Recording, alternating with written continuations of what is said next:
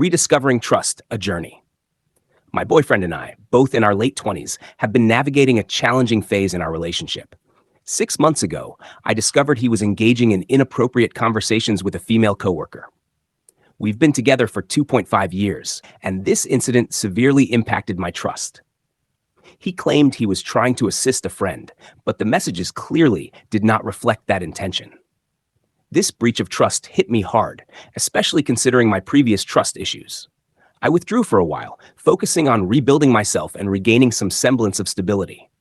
Over the past 6 months, I worked diligently on trusting him again, making significant progress. However, a few days ago, my instincts prompted me to check his phone, and to my dismay, I found a message addressed to the same coworker. I didn't even know he had her on Snapchat.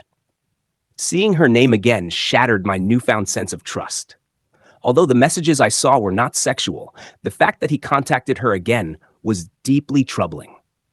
This was the same person who nearly cost him our relationship the first time.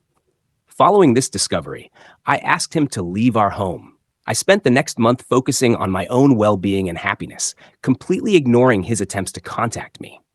His numerous voicemails went unheard as I prioritized my own healing. Yesterday, I finally decided to call him and discuss our situation. He apologized and claimed he had been reflecting and working on himself, but I remained unconvinced. I told him that trust is fundamental to any relationship, and without it, we had no future together. His response, insisting he didn't care about trust as long as he could have me back, further solidified my decision. He even proposed an open relationship, which I declined.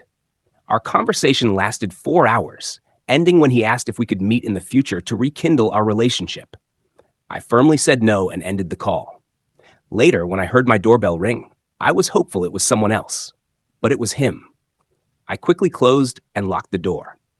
He pleaded to talk, claiming he needed to collect some personal items.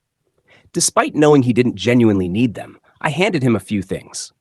He mentioned his uncle was outside with a car, suggesting he could take his belongings, but then said he had no place to store them and would return for them later. I agreed, gave him his items, and ignored any further calls. His final voicemail claimed he had changed and believed we could recover from this. However, I am resolute in my decision not to return to this relationship.